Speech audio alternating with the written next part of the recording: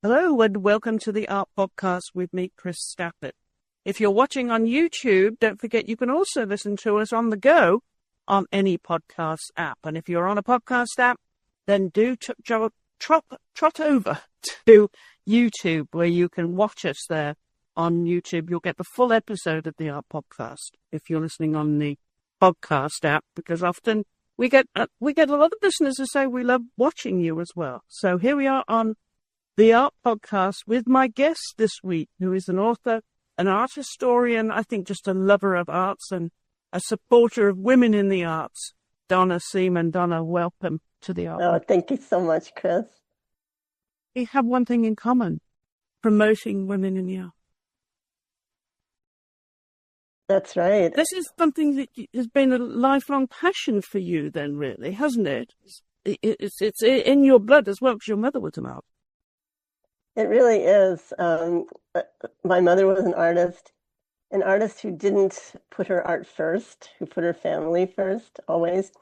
And so she was the first woman artist I tried to support, lift up, encourage. I loved her work. It meant a lot to me that she did what she did. She was a very selfless person. She started an artist co-op. I grew up in a small river city in the Mid-Hudson Valley, Poughkeepsie, a place people love to make fun of. So we had moved there right before I started school from New York City. And my mother was always, kind of a community builder. She had a tough childhood, and she was an only child. So I think having friends was super important to her, and community. And she started seeking out fellow artists, and there just weren't many galleries then. And she created an artist co-op and used part of our house to exhibit work and have parties so people could come over and see other women's paintings. It was mostly women. There were men too. It wasn't meant to be all women, but she had lifelong friendships from that. And that group became really a force in the Hudson Valley. It was called Summer Group for many years, and it was Long Reach Arts. It's still going. And I just so admired all that and learned so much about how artists work, visiting all her friends' studios and helping her hang shows and do openings. And it was a big part of my life, really significant influence. It instilled in it a real imprint in your early days. What kind of an artist was she? What kind of art did my mother make? So my mother, a very unusual person. She was self-taught. Neither of my parents were able to go to college. They took some community courses, but she started out doing pen and ink drawings and watercolors, and then discovered at some point a technique called scratchboard, which was mainly a commercial drawing where you work on a porcelain board. It's very smooth white board, and you cover it with ink, traditionally with black ink. And then you take a little stylus and you scratch it out. So it's drawing in the negative. And it has this beautiful texture. And it was always used on a small scale. It was like kind of cheaper than etchings, I guess. And you'd see it in old magazines and newspapers.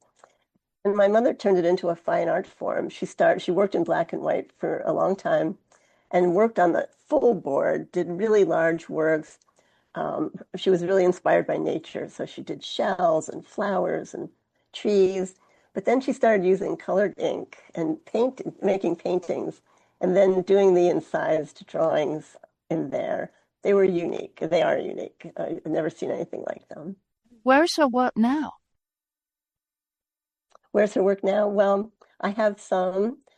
I lost my parents few years ago, and I gave away a lot of her work to people in town, and also here, and to family and to friends.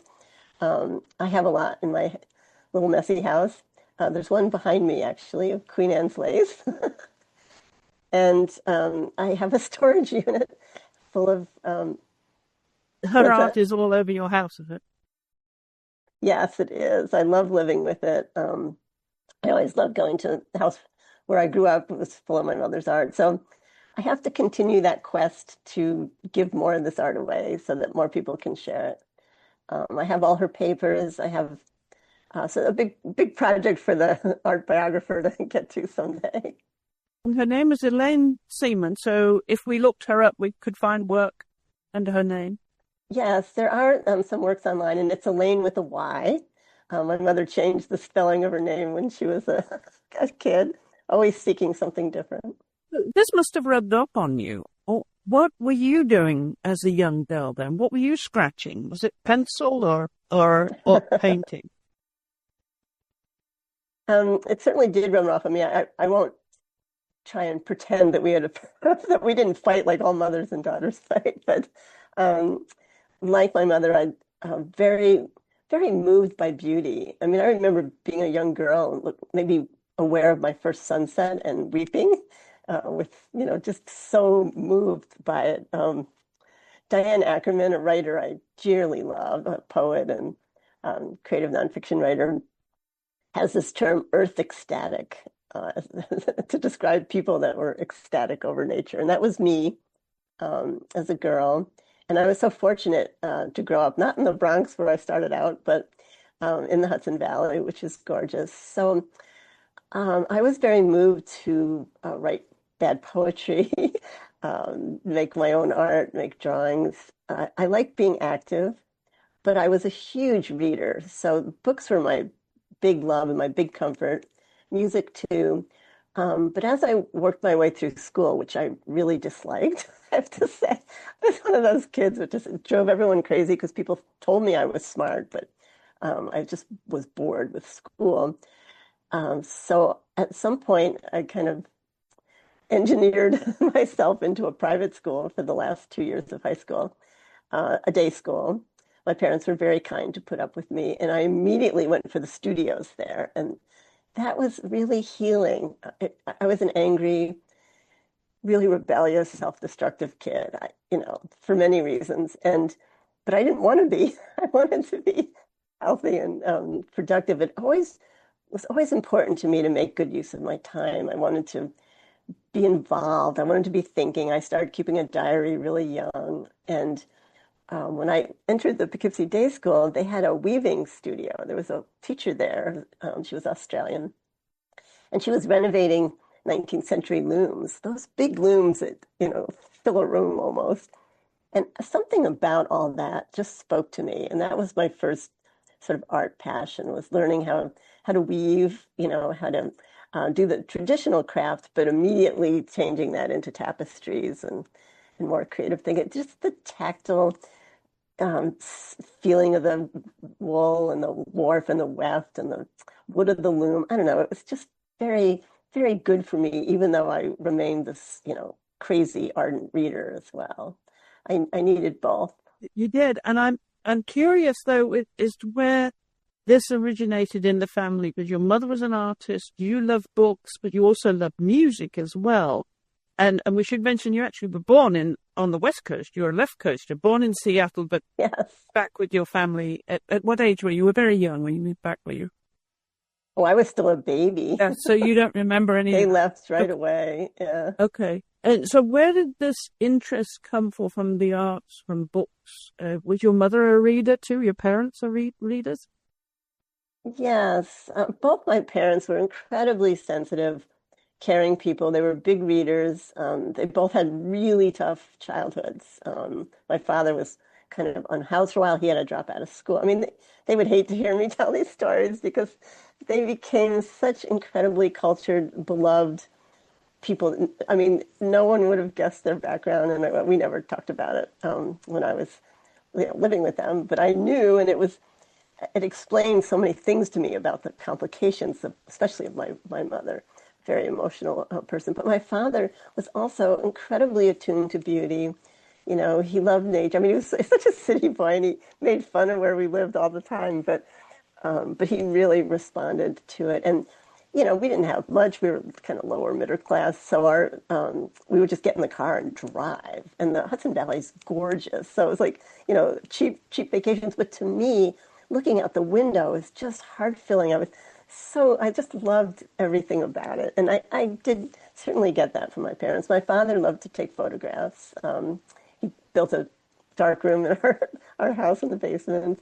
He was very creative. He also self-taught and had quite a career at IBM, which it was an electric. drove He him was an crazy. electrical engineer, wasn't he? At IBM. Yes, he came to that. So he was. My parents got married very, very young, desperate to get out of their household, and he promptly got drafted. And my father was pretty close to being a pacifist, so he was not happy about this.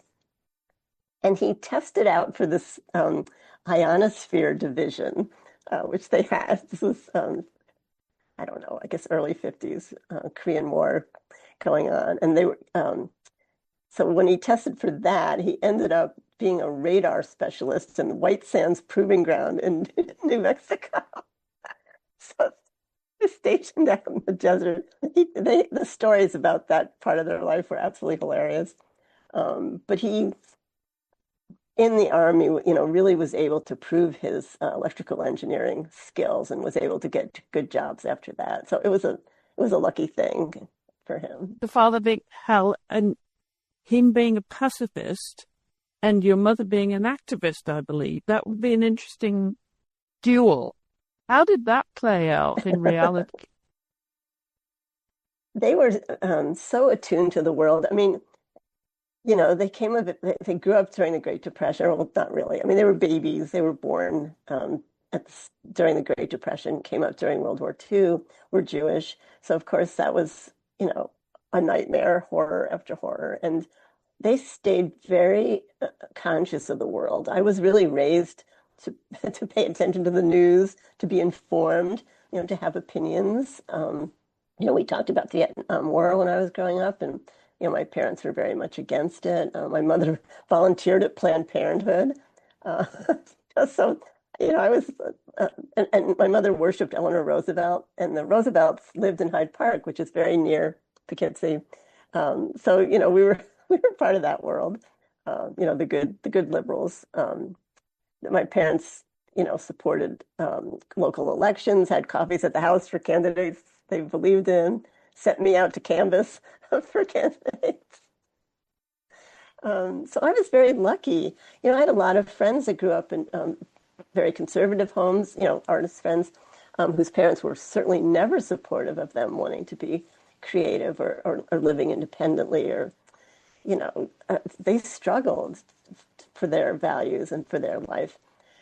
For me, it was all of a piece. I mean, not that we didn't have our differences. Of course we did, generationally, and drugs and things like that. But the deep, meaningful stuff, I was so lucky. And, we stayed, friends on those subjects. I could talk to them about that all the time and, shared books with them. And it was very, I was just so fortunate that I didn't have to fight for my beliefs. And were you close to your sister, younger sister Claudia, who sadly is no longer with us, but as children, were you close?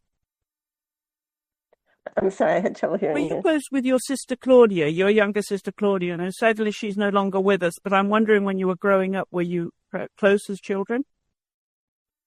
Oh, yes. Thank you. We were very close. We were 3 years apart. I mean, again, it's not like we didn't fight. Sisters always fight, but I adored Claudia. She was, we were very different. I mean, I was, always had sort of a practical side. I was quite the tomboy. I liked being outside and kind of running around and stuff. Claudia was, dreamier and more vulnerable in a lot of ways than me. And just, she was a much quirkier kid. And I think I hid my rebelliousness more from my parents, whereas Claudia was full on. I mean, she was just not going to cooperate with anything. We had many hilarious adventures. She was very talented. She loved music. She was, I had music lessons too. I wasn't particularly good at them. I loved playing the piano, but it wasn't my strong point. She played the flute, and she was a good poet. She would have become a real poet had she lived. Really sensitive girl, a horse girl, absolutely loved horses. She was your classic horse girl. She was kind of hilarious. And when we grew up, there were, lots of opportunities to ride. There were stables. And as soon as I got my driver's license, I was assigned the task of delivering Claudia to her horses on the weekends. And I enjoyed it too. I didn't take it. I mean, I rode for fun, but she did the actual, jumping and the equestrian stuff. And so I helped her with that a lot because it takes a lot of time. So she was a dreamer and it's just, she's been gone a long time now, but I still miss her and I wonder who she would have become. She died so young. She was only 24. So, and like me, she struggled. She and I were just rebellious young women. She was in and out of school and she hadn't graduated yet. So yeah, who knows? But I had a stronger survival instinct, I think, than she did. Not that I didn't do incredibly crazy, risky things as so many young people did, but I was luckier, obviously. Were you always destined then to be an academic? Because it sounds as if you were the bookworm as a child. Was your pathway pretty clear to you then as a teenager of where you were heading? Oh, no, not at all. And I still don't really consider myself an academic. I have such a funny education, really. So no, nothing was clear to me at all, except that I needed to read, that I loved art. That was it. I wasn't, I was practical in other ways, but career-wise, I just drew a blank. I mean, I knew I wanted to work. I always wanted to earn my own money and started working young. I needed to be around books. So I guess my career plan was, to feed my reading habit, which is how I ended up in libraries and in a little bookstore for a while, and then eventually at the American Library Association at this magazine called Booklist, which is a book review magazine. So I stumbled my way forward. So I went to this day school. I always call it the hippie school, which is not right. It was a John Dewey school. It was great. It was kindergarten first it was just to 8th grade, but nobody wanted to leave.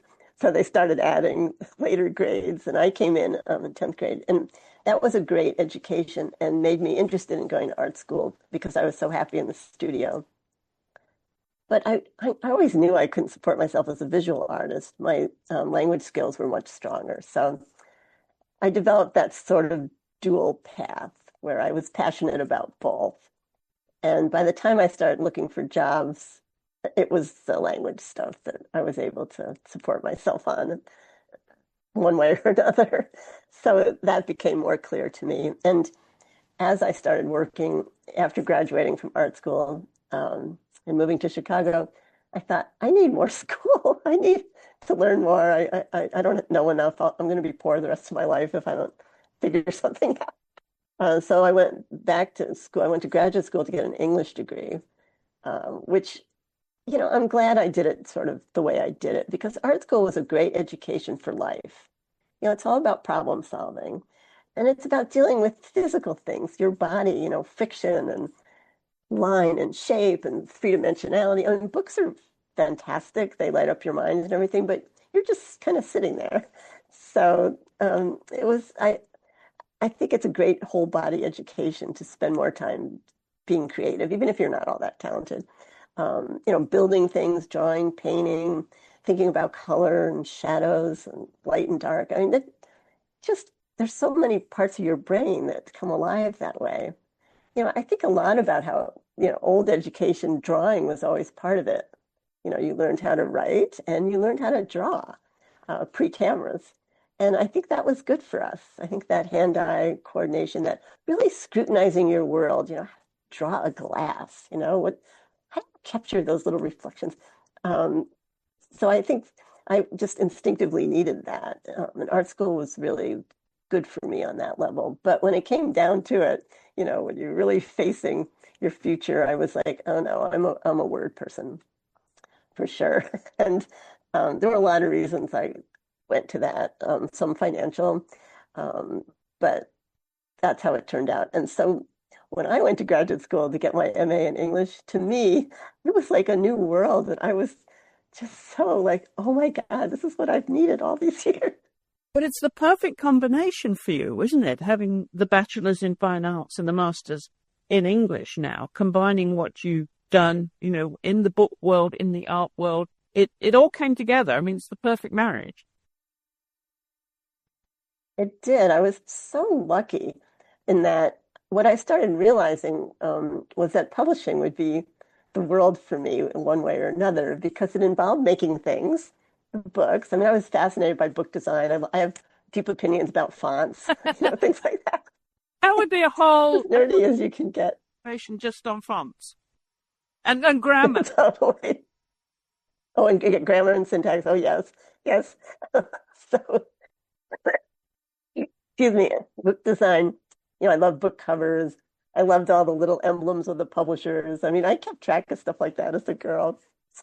And so I thought, well, one way or another, it'd be great for me to be in publishing because I love books and there's a visual aspect to it as well as, the stories. But as it turned out, it was the language side that I found my way to. And you started writing. Writing very early then on, did you, in your career, and found your niche in the genre that you were writing? Yes. I was always a little scribbler, one of those little girls. Like Jo March in Little Women was my hero. And many women writers will tell you that. She was just my model. So yes, I wrote all sorts of terrible, bad things when I was a child, including, oddly enough, and I tell this story in my in River of Books, a memoir. I had forgotten about this, but my parents were worried that I was always reading and hiding in my room. I wasn't I wasn't well adjusted socially, to put it mildly. And I was always like, no, I just want to read. I just want to read. So he was like, oh God, you can't get her away from the books. So he decided to have me write book reports for him to get my little allowance. Now, I had no memory of this whatsoever. But after I lost my parents and I had to clean out their house, which was an archaeological dig. They had lived in that house for 50 years. And the place was immaculate. It looked great. It was gorgeous until you opened cabinets and closets and doors. I'm like, oh man, have they ever gotten rid of anything? So it was, I'm laughing now. Of course, I was terribly, deeply in shock and grief when this happened. However, I kept going back and finding more things, and I found the stash that my father had hidden away in the attic that included a little stack of handwritten book reports that I had written for him to get my allowance. And I couldn't believe these. I was, a precocious reader. I loved Charles Dickens. I loved Jane Austen. So here were my little book reports to him about David Copperfield. And they weren't bad. I mean, they were not bad for a child that, wasn't going to the best schools in the world. And so that was a shock. So unbeknownst to either Al Seaman or me, he had set me on my little path. But another thing that was stepping stones to how I ended up being editor-in-chief in Booklist and someone who's been reviewing books for decades, I kept book lists. I had notebooks full of lists of books I wanted to read and books that I had read. And I wrote my little thoughts about these books and what they made me curious about. And I mean, so here I am, don't like school. What do? I have my own independent studies. Like at one point, I talked to my parents about where we were from. And, I had relatives from Odessa and Kiev and little shtetls in Poland. So I'm like, I need to read about Russia and I need to read Russian literature. And I assigned myself that as like a tween and had notebooks about it. So that was all, so later I was like, oh yeah, that's the kind of person I am. I need to be around books.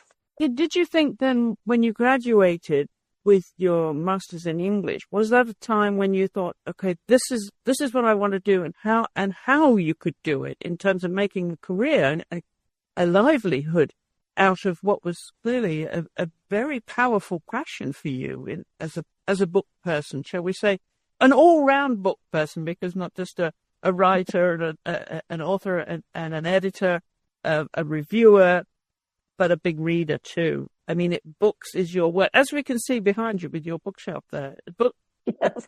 I won't ask you how That many shelf books you needs have at your house. It's probably a birthday. too many. And this is a project in progress, unfinished project. I had so many books and had to get rid of a bunch of them. So about a year ago, I went through this huge weeding process, which was agony to me. And I still have more. And now they're back. I now have I call them mesas. I now have book stacks on my floor again. I had it clear for a while. But so yes, I love that you say I was an all-around book person. I really appreciate that. And I was sort of open to anything. And I found my way to jobs doing various things at libraries and working in a bookstore. And when I left graduate school, I felt, so after I got out of art school, I just took any jobs I could get. And then I was trying to figure out what can I do. And I was living in Chicago. There's not a ton of trade publishing here. But there's a lot of associations that have publishing. There was some Encyclopedia Britannica. I applied for different jobs, but the American Library Association, a not-for-profit, had a books department. That's what I knew about, and applied for a job there. Before that, I chose my university purely on tuition coverage. I looked for a school that if you were a full-time employee, you would have tuition benefits. Because I had nothing. I mean, I couldn't pay for school. And I really was trying to avoid loans because I didn't ever see myself as somebody making a lot of money. So again, pure chance, found a job at DePaul University, which is a real Chicago city college. It has a famous theater school, and its law school is quite well known. And many Chicago and Illinois politicians came through DePaul University. It's a Jesuit university, which I thought was fine. I thought it was great. And so I got a job there in the law library as a circulation manager. And it was fun. It was such a different world. I mean, the whole legalese, the legal text. I'd never been in a library like that before. I write about this in the book. It's just, they're all the same. Just shelf after shelf with the same reporters and U.S. code. And it was quite an education. It was good for me. But I could have, the other option was librarian, which I thought about. But I just didn't think that I actually had that temperament. And I don't. I've now worked with librarians for a long time, and I love them. But I think differently. I have a different mind than most of the librarians I get to know. And they're brilliant, incredible people. But I just wasn't disciplined enough and had much more of an artistic mind, I think. So that's when publishing struck me as the better realm for me than librarianship. How was that next step then into that world? That next step was finding my way to American Library Association, where they had a publishing department.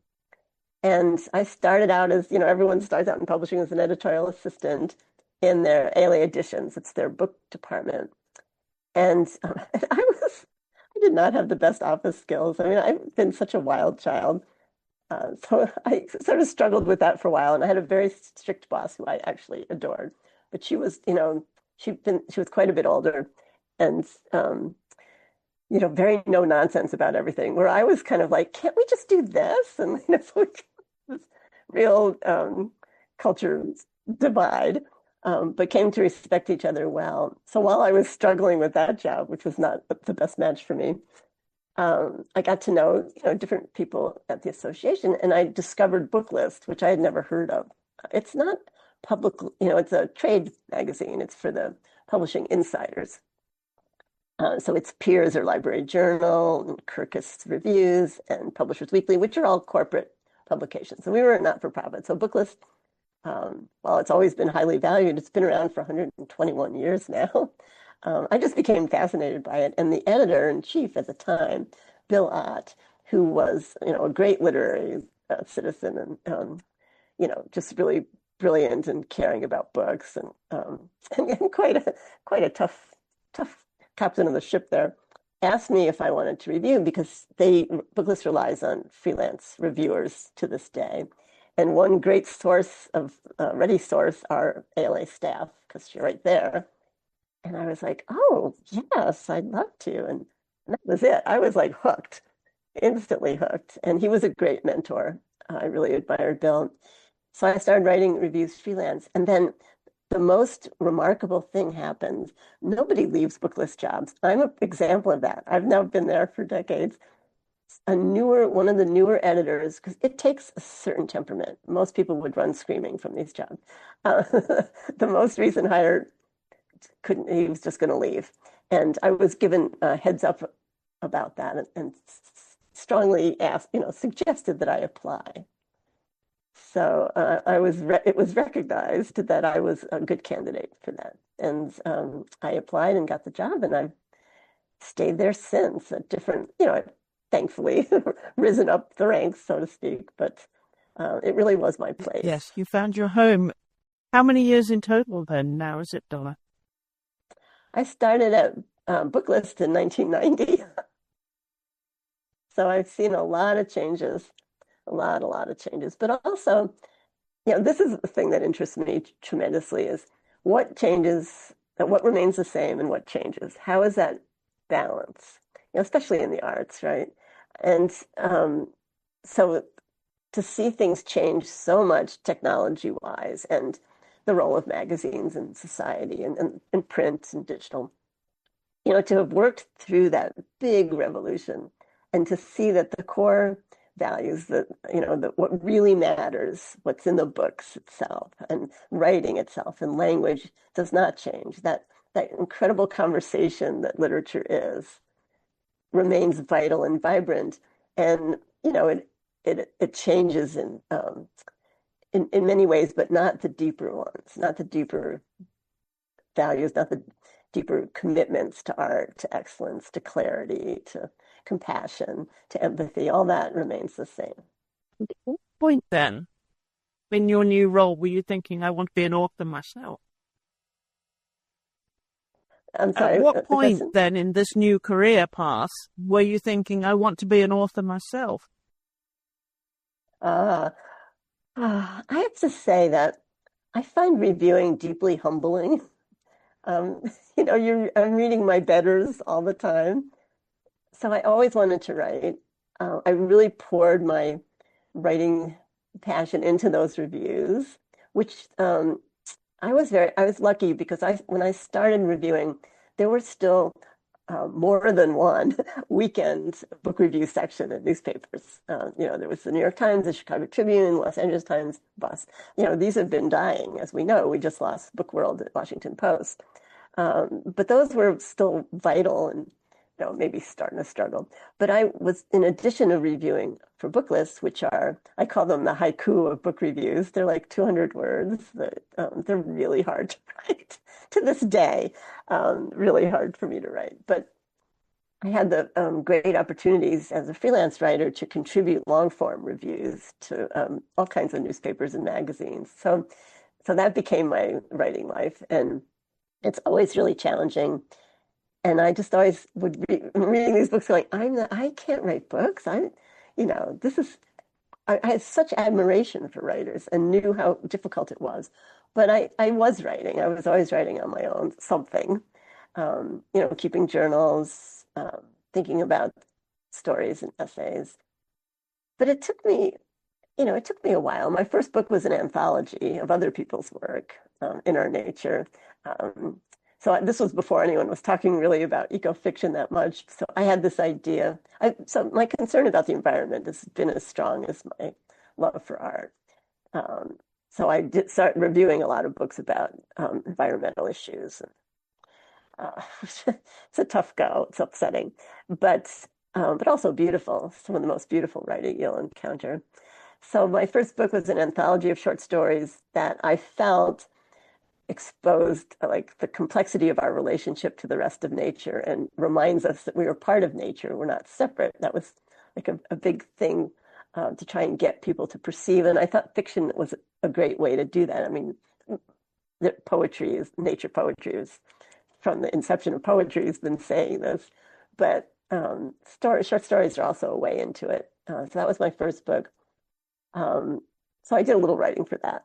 My second book was a collection of my interviews. I love interviews. I've done many, many, many interviews, and I had a radio show for some years on a community radio station associated with Loyola University. So my second book was a collection of author interviews. A lot of work, as you know, dealing with transcripts and all that. But it was a lot of fun. And I look at that book now and I just smile to myself because I was speaking with a lot of already established writers, but also newer writers. So I interviewed in the early years George Saunders and Colson Whitehead, and some other up and coming talents that Jennifer Egan. I mean, it was kind of amazing because I had no funds. I mean, this was pre-podcast pretty much. So there was no real, I just had nothing. It was just me at this community radio station. But, I had major people come in and talk to me, Margaret Atwood, Joyce Carol Oates. I could go on. Diane Ackerman, Terry Tempest Williams, all my Michael Chabon. It was incredible because there just weren't that many outlets at that time. Was this before? And because of my reviewing. This then before Eleanor Wachtell's Writers and Company? Was it before Eleanor Wachtell's Writers and Company? The radio show and subsequent podcast she had. Yes, it was probably it probably overlapped towards the end of what I was doing. So like Michael Silverblatt was talking to people, and Terry Gross, of course. But in Chicago, there wasn't much. I eventually became associated with the NPR station here for a while too. But so instead of my own writing, I was writing about the writers I was speaking with. So it wasn't until after that I started writing profiles of women artists. That was my first big writing project. Was that an obvious pathway for you then to, in terms of genre, to go, for women artists as your chosen subject? It's funny, isn't it? Everyone expected me to write about women writers because I became known more as a book person than an arts person, but I never lost my interest. And one of the things I loved about writing about books was it enabled me to read a ton of art history, art biographies, art, just cultural studies. And I've been reading The New Yorker my whole life, and I love New Yorker profiles. To me, that was just, a great form. And I felt comfortable writing that sort of, deeply researched nonfiction. So I just decided to do it and see what happens. And that led to my first fully written book, Identity Unknown. Wait. Rediscovering 7 American women artists. Which I have artists. read and thoroughly enjoyed. And it introduced me to so many women, Gertrude Abercrombie I'd never heard of, Joan Brown I had heard of, Lois Mellowes Jones I was not familiar. Very, very interesting background there. And of course, Louise Nevelson I had heard of, Rennie Morton again. But again, the periphery, that it was, who were the other two? Christine Rumberg and Leonora Tawney. Right? Yes, very good. Thank you. Some of those, as I said, some I'd heard of, some I hadn't. But it reminded me immediately when it was brought to my attention, and I think I mentioned this to you in our pre-production meeting, how this immediately reminded me of 9th Street Women, with Krasner, Grace Harbian, Elaine de Kooning. Great book. Joan Mitchell, and Frankenthaler. So, I mean, right, Frankenthaler. They were all big names, right? So you put them against your list, I thought, which was really super interesting because so many, and I'm not an expert, an art historian, or any of that. I'm an observer.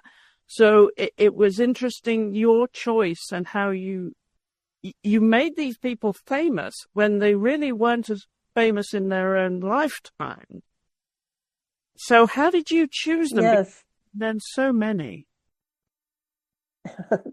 Oh, thank you, Chris. I will tell you that I set up some criteria for myself right away. And part of my mission as a former New Yorker who's long lived in Chicago in the Midwest is to write about artists that were not in New York, because it's a big country and it's full of artists, amazing artists that just don't get the attention of, the New York school. And although a couple of my artists, I mean, Louise Nevelson was the first one I wrote about, and she was absolutely New York, quintessential New York. But I wrote about her first because she was the one. I grew up loving Louise Nevelson. Who knows why? I just had this. I mean, well, I'll tell you. Actually, our background is identical. Our families are from the same part of the world. She's just a generation ahead, or 2 generations ahead. So I just related to her, and I loved her work. It just made some weird sense to me to take wooden scraps and paint them black and turn them into these elegant, astonishing, never before seen structures. They just really spoke to me. And so I thought she was it. She was like the biggest, best sculptor ever. By the time I got to Booklist, when I was reviewing books about art, reviewing books about sculptors, and looking quickly to the index and not seeing Louise Nevelson in there, I'm like, wait, she just died. How is she being forgotten? It seemed impossible and appalling to me. So that was the start of my profile project. But then I started thinking, well, okay, I live in Chicago. There's incredible artists in Chicago that, people know about here. Although Gertrude Abercrombie was quickly forgotten. She never attained full fame, but her work is phenomenal. And as we speak today, I will be getting ready to go to the Milwaukee Art Museum this evening for the opening of a retrospective of a Gertrude Abercrombie exhibit. So I wasn't the only one that I have this belief that artists of all kinds return to us when we need them. We abandon them, we forget them, but some ripple in the zeitgeist, something happens where they become the voice or the vision we need. And I believe that happened with Gertrude Abercrombie. It happened with Reed Morton, Christina Ramberg. Writers when I was writing about them, nobody was talking about them. I had to ask museums to dig stuff out of their vaults to see work. It was not up. And since then, it's amazing how many exhibits there have been and how their work has been returned to the walls of museums. It's almost like you put it out there into the universe of these names. Look here, do not forget these. And now they're having their time. It was, I just felt like I was part of this wave that was, coming up. Joan Brown, I mean, people out of California, and her work is phenomenal. I just loved it. So it's been really exciting. It was an incredible project to undertake with a full-time job, reviewing books and all that. But I don't really know how I did it. I mean, it's a big book, and I'm really proud of it. It is a big work. It is a big undertaking, of course, to write any book, especially something historically important, obviously factually important. It's just one thing that came to mind when you were listing the names of the artists that you included and how prolific they were, yet they were not in any way, as we said, in the public space as they are becoming, hopefully. But that the ones from 9 Street Women that we mentioned, it's noticeable how they had famous husbands who were also artists. And they, even though they struggled for so long to get their work out there and become known themselves, it kind of gave them a leg up in a way to have a famous husband, right? Yes, but the ones for sure. on your list, not so much, not in the art world to that extent. That's right. I mean, they were not part of that ferment and that community in New York. Those artists all had connections to famous men artists and the critics, and went to the bars and the parties. The artists I ended up writing about, aside from Louise Nevelson, who certainly went to a lot of bars and parties, were, they were more isolated in their way. Lois Mailou Jones was a very disciplined, thoughtful, careful educator, taught at Howard University for many, many years, and, was very proud of her work, but, lived a very different sort of life.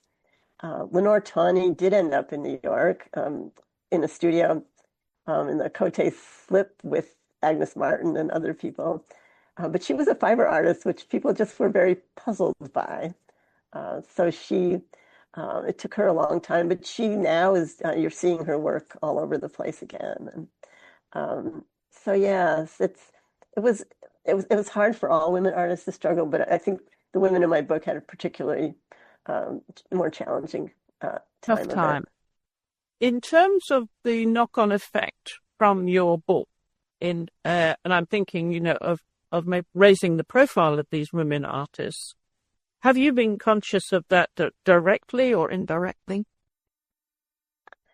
Well, I mean, I hope I've had a part in it. I think I have. I've heard from people that, in fact, I will be meeting with a couple of wonderful documentary filmmakers here in Chicago who are making a documentary about Gertrude Abercrombie, who told me that reading about her in my book was the first that they'd heard of her, and they're in Chicago. One of them actually grew up in the same Illinois town that Gertrude did, Aledo, Illinois, which is astonishing to me. So I feel like, I had a part in it, and I'm really proud of that. But there were other curators and people working on it. Christina Ramberg's a good example where, it was just time to honor her again. She was the only artist in the book I knew. She died young. So did Reed Morton. A lot of, any life story, there's a lot of sad things in there too, but also just such freedom, such creativity. They all inspired me so much. I missed each one of them when I had to move on to the next profile. I can imagine you did. And you mentioned that how some of them died young, shockingly young. You mentioned there how some of them died young, and shockingly so. That their career, their life, their art was very short-lived. That was part of that was how it was easy for them to be forgotten, for sure. Yeah, it's so sad. But their art was preserved. There's great archives. We're so lucky to have the Smithsonian American Archives of American Art.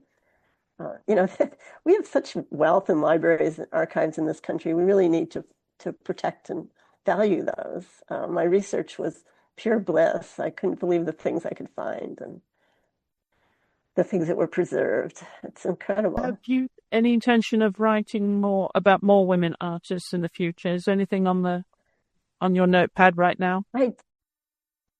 Thank you. I'm thinking about several different projects. And writing River of Books was a really funny. It was a surprise. I was, invited. This is your memoir. To contribute to this, the series called Ode Books. So that was kind of a surprise project, but I have been wanting very much to get back to profiles. There are other women artists I'd like to write about.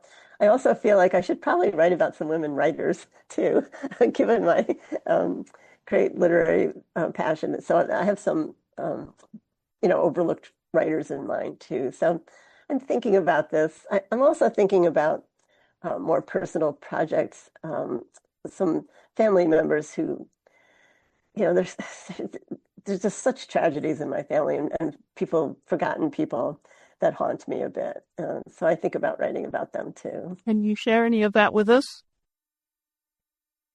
Well, I'm particularly thinking about my Aunt Flo, my father's older sister, who was, her life was just destroyed in many ways. And she could have had a great life. She was gorgeous, smart, adventurous, and the things that derailed her are just so sad. So I find myself thinking about her a lot.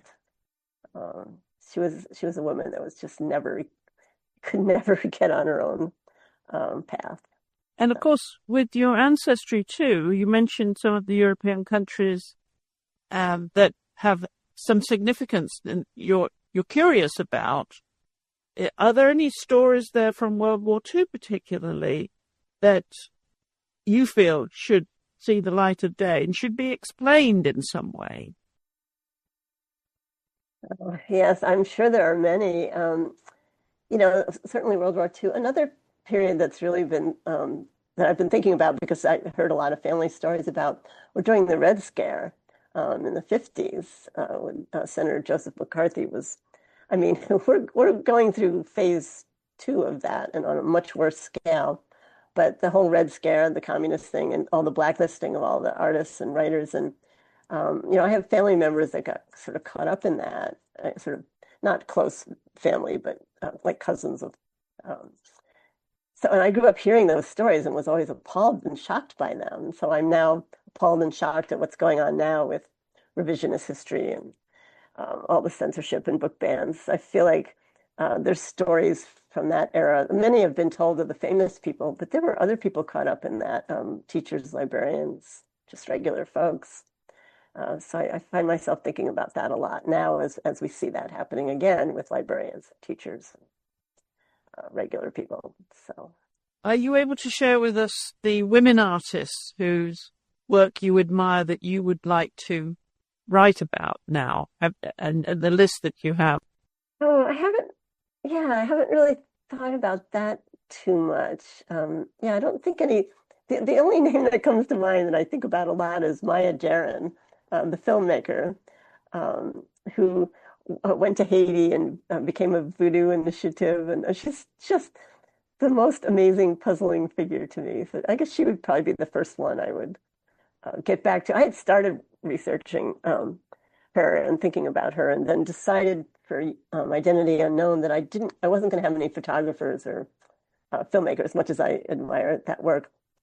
I wanted to work with painters and sculptors and people, that got dirty and had studios and, that were directly making art, not using a camera. But Maya Deren is just, so she's certainly someone I want to get back to. And there's a lot of, there's some newer collections of her writings I haven't read yet. So that's another project I'm thinking about. And you sent me a list of past and current artists whose work you admired. Some I wasn't as familiar with. And now I'm curious as to why you chose those. Phyllis Bramson, Mary Frank, of course, I am familiar with. Anne Hamilton. There's several there. Gina Litherland, I think, was another one. And how did you come upon that list? What was it? Tell me how you compiled these. I'm curious how you compile these lists. How you make... You had me thinking hard. Because there are so many, and obviously you have an insight that I don't into so many more, and of the lesser known artists too. I thought really hard about that question because I love. I'm just such an eclectic admirer of art, and so I started thinking about exhibits that really surprised me or just really kind of knocked me over. I don't get to as many galleries as I should. I sort of end up going to museums, for the bigger shows. It's hard for me to keep up with books and art. I try. But when you asked me about that, I just started thinking about artists that I just, sort of that gasp, that moment where you just walk in and go, oh my God. And I was looking at that list and thinking, well, this is an interesting group because a lot of them are, very bold in use of materials and color and collage and texture. I really love Ferlé Baez, Dominican Haitian artist whose work I just saw at the Museum of Contemporary Art. This, sort of anti-colonial, pro-women kind of imagery, but with such a sly wit and such a sure hand. And I just could not stop just gawking at these things, saying, these are exactly what we need. These are so brilliant. And the fineness of the work too. I love the rich texture and, sort of overlayering of images and that mix of ideas, but also visual dynamism. Her work really exemplifies that. Wagetu Mutu's work too. She's a Kenyan American artist. Also has that incredible energy, that sort of cosmic dimensions to the human experience. I feel in their work, almost like the molecular aliveness of life. Like things aren't just solid, that everything's in motion, everything's alive, everything's particles and light waves. So it's a real gut feeling for me to stand in front of work. Yeah, like that's where I think I was going with this. That it must be. It's something so instinctive with you. It is in your molecules that you see the way you see art and the way you appreciate these women artists. I'm wondering if you think, even though we've made advances in raising the profile, elevating the women artists that are out there, Donna, if we're making 2 steps forward and 1 step back, are we still being valued and respected in a way that we should be and equal to men? And if we are not, how do we rotate that? That's such an interesting question. And, getting to know about your podcast and listening to your other conversations, just thinking about this in general, all the art shows I've gone to lately, and there are some small galleries in Chicago I get to, and the museums have been women's work, which seems great. And yet I know that if you go and look at, what art sells for, or other galleries and the more commercial side of things, that won't be the case. It'll still be unbalanced. It'll still be unequal. And everything I was thinking about when we got together to talk about doing this, I was like, well, I'm going to name as many women artists as I can because it's still a struggle. But I will say that I think curators are certainly making the effort. I mean, in Chicago, we had an enormous Faith Reingold retrospective of her early work, her paintings, her quilts. Elizabeth Catlett. These are artists I've loved for many years that were really hard to see their work. And now there's been these big retrospectives. There's been these big and corresponding books, of course. So I think things are better on that level. I think you see more grants going to women artists. So I think we've made some advances. I'm worried, though, about all of the arts in the U.S. I feel like everything could slip back really fast. We're in a terrible backlash against all kinds of progress that we've made, clearly reproductive rights, but also, the rights of gay people and trans people, and, this attack on diversity. And I mean, this longing for the pre-feminist days, it's just nauseating and very scary to me. And I know the arts are struggling. So women will get the worst of that, as usual. What is happening in your world right now? In terms of, in your world right now, the projects that you're working on, the spaces that you're working in, give us a sense of, paint us a picture of what life is like for Donna Seaman right now, and what you anticipate for the year ahead. I work for a not-for-profit that is famous for fighting for intellectual freedom, for supporting diversity, equity, and inclusion. So we've been hit really hard financially. We've had a lot of problems. COVID left a huge bruise and wound on many arts organizations and educational organizations. So financially, things are very terrible right now. And books and magazines are always, I mean, as a business, it's just always been chaos. The margins have always been really slim. So it's a struggle, but what I see are people, redoubling their commitments and their convictions and standing up for what they care about and working hard, in spite of these setbacks and extra challenges. So I feel, I feel very worried about everything right now. I mean, we're at war. Everything we're doing is rolling back, not only social progress, but environmental. It's a teeny tiny environmental progress we were making. So I think we're going to see more and more really powerful art. The books never stop, Chris. I mean, I sort through dozens, maybe hundreds of books in a week as submissions come in, reading a lot of new writers. There are brilliant, brilliant thinkers and creators out there, young artists, young writers.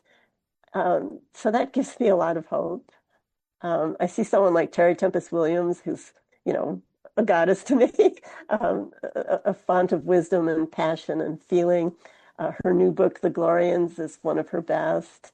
So I see the resistance will be eloquent and artistic and beautiful. And, that's where I just want to put my energies in supporting that as best I can. If you could pick one piece of art and we're looking at women artists now, Donna, one piece of art that you could have in your house, doesn't matter the value, but it would be one piece of art that you would love to have, what would it be? Oh, that's such a tough question. I think the way I'm feeling right now, I'm very much in the Gertrude Abercrombie mode. So I think I would want one of her paintings. Gertrude wins. They're really... Gertrude Yes. wins. Well, we're coming now to the fun part of the show, when I ask you about your dinner party guests. So you had to choose 6 dinner party guests, and I'm super interested in who these are going to be, given your esteemed list of artists whose work you admire. So who's coming to dinner? Oh my God, Chris, this was such a difficult question. And let me just say, this has all been fun for me. I don't talk about myself that much. This has been a great pleasure. This question drove me crazy. I went through many lists and thought about it in many different ways because I'm like that. I'm just an obsessive person. So I came up with what I think is a great list, but everyone else is probably going to think I'm really crazy. But on this list, there's one living person. It's all women, by the way.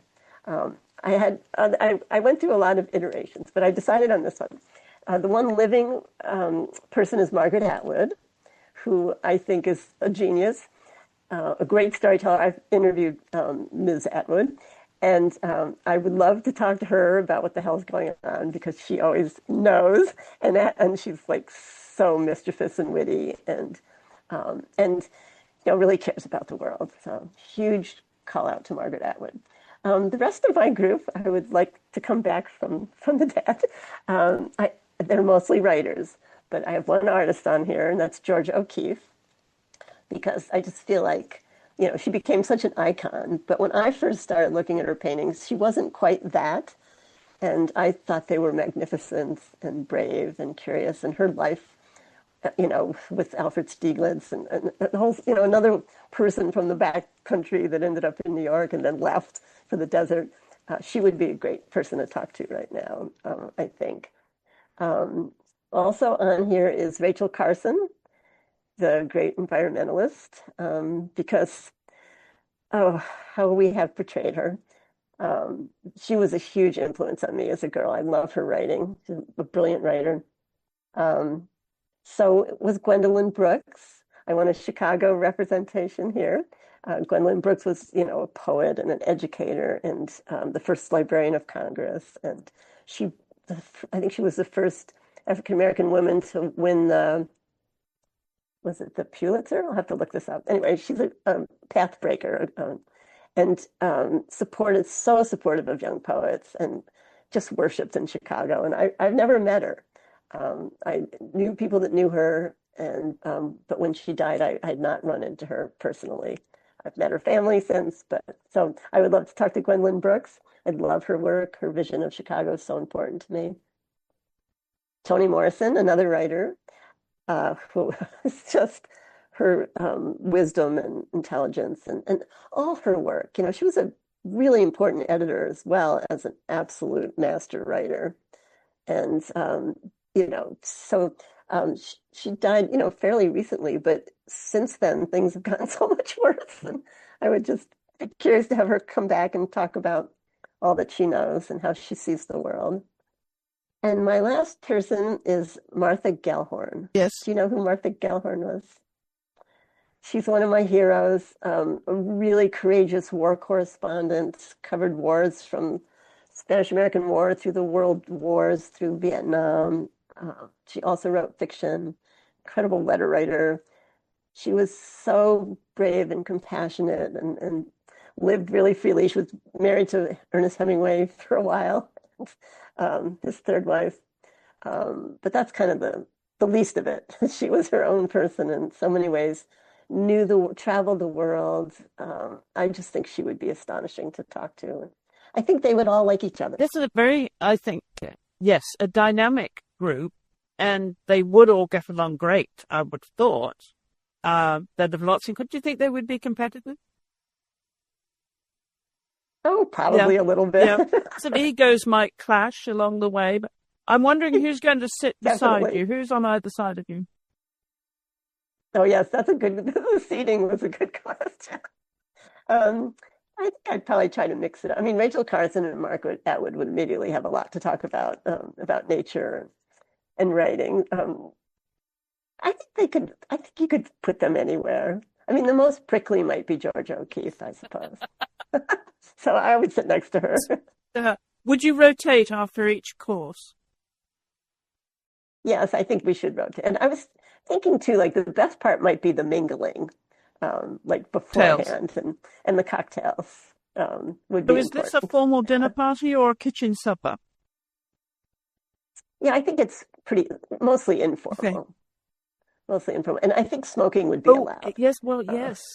They might not come if they can't smoke, this. Exactly. I'm willing to break all the rules for this group. And are you going to cook for them or cater? Oh, no. I'm not much of a cook. Yeah, we'd probably order in. Or catering. I mean, would you get a caterer? This is an eclectic group. Would you cater? Well, catering would be a little fancy for me. I'd probably just do takeout. I'd go pick up food. And I know that music means a lot to you, too.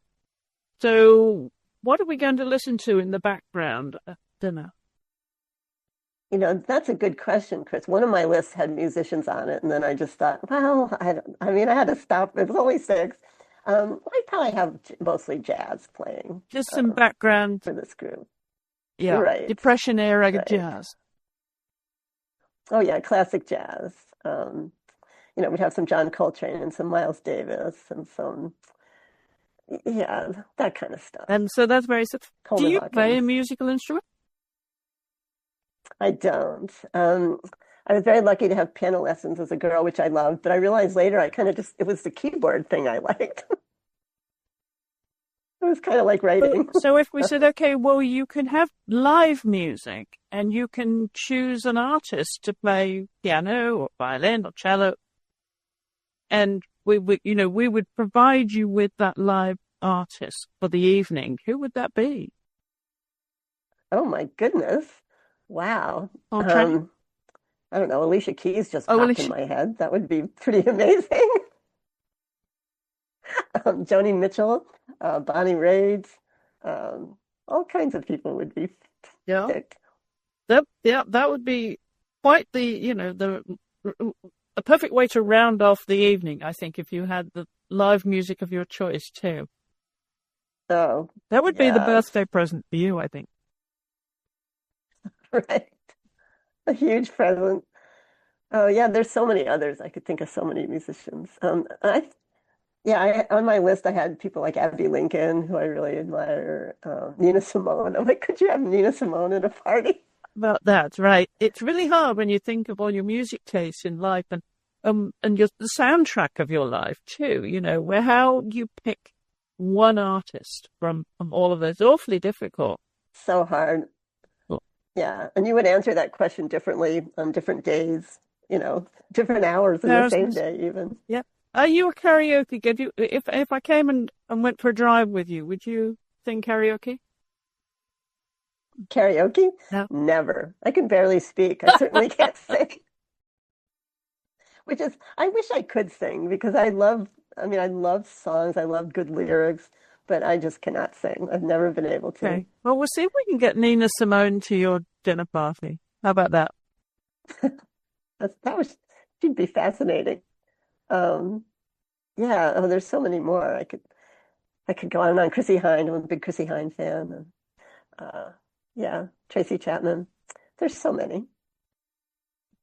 Well, don't get me started. I'll just keep naming names. Well, on that note, literally, I think we have to wrap up our podcast for this week. And I'm sorry to let you go, Donna, because I think we could talk for hours, actually. It was very easy conversation. I thoroughly enjoyed having you here. Remind everybody of the books that are currently available, where they can find them, that you've written. Oh, thank you so much, Chris. This was such an honor and so much fun. I feel the same. I feel like we could just keep talking all day. So the books we've been talking about, I actually have them here. Identity Unknown, No? Rediscovering 7 American Women Artists. Sorry about all the post-its. This is my book of profiles of those artists we spoke about who are so wonderful. And this is River of Books, Life and Reading, my little memoir. This painting on the cover is mine. Oh, very good. Providing What your about own you? artwork. So this is my newest book, and I continue to do events with that book. It's a real, it's advocacy for reading, which people really need right now. I've had incredible conversations about that book. I just spoke to students at Dominican University last week, and it was incredibly moving and gratifying to me. So I really appreciate everyone's support of that little book. And everyone how they can find you online. They can find my website, donnaseaman.com, and there is an email on there if you dig for it. And I also can be reached at Booklist at ALA. Are you on social media? Social What's media? that? I'm very bad at social media. I am on Facebook because I went on there a long time ago and I was trying to find a writer and ended up, so I'm still there, but I make very little use of the other accounts. I'm You're busy reading. reading, I can tell. Well, Donna, thank you so much for taking time to come on the podcast. It's been a great pleasure for me. Really enjoyed it. Thank you so much, Chris. Thanks for inspiring me to think about things in a slightly different angle. I really appreciate that. And I just so loved talking with you and learning about your podcast. Well, thank you for elevating women artists. That's really important to us. We'll keep at it, won't we? And of course, you can find us on social media at the AART Podcast. Don't forget AART with 2 A's. We're on Instagram mainly and also on Facebook. You can also find us, of course, on YouTube. If you're listening on a podcast right now, pop over to the YouTube channel. Just look for the AART Podcast. And you can reach us via email at theartpodcast@gmail.com. I'll be back in 2 weeks' time with another interesting guest from around the world of the arts. Of course, it's going to be women because that's what we're all about. And thanks again to my guest this week, Donna Seaman. And thank you for listening.